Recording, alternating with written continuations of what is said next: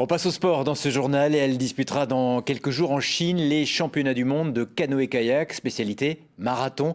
À 34 ans, la Strasbourgeoise Amélie Le Sclotour, licenciée au Strasbourg Vive, a un parcours atypique. Après avoir arrêté le haut niveau pendant 8 ans, elle est revenue au sommet français de sa discipline et rêve d'olympisme, un rêve qui a un prix aussi, celui d'une organisation de sa vie très serrée. Karine Gélébar et Jérôme Gosset. Entraînement en milieu de matinée pour Amélie Le Sclotour. Relâche les épaules. Un confort inhabituel pour la jeune femme qui file habituellement sur l'eau bien plus tôt le matin et bien plus tard le soir. Au niveau des yeux, relâche les épaules. 2 séances quotidiennes calées en fonction de sa journée de travail. Elle est aide-soignante en hôpital de jour, maman aussi d'un garçon de 10 ans. Et si là elle est en vacances, c'est pour préparer ses mondiaux. Ah, c'est mieux. Est-ce que c'est vraiment des sacrifices? Je sais pas. Finalement, on fait ça aussi pour se faire plaisir. Il y en a qui passent des heures en salle juste pour avoir un beau corps.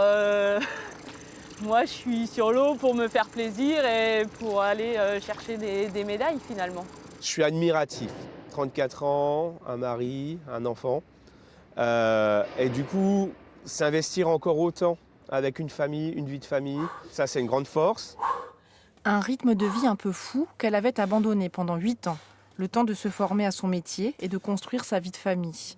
Avant que le goût de la compétition ne la rattrape, elle se spécialise dans le marathon et retrouve l'équipe de France en 2013. Une fois qu'on est dedans, on y prend goût et voilà, et on n'en a jamais assez. Et on fait jamais assez bien, donc on continue quoi.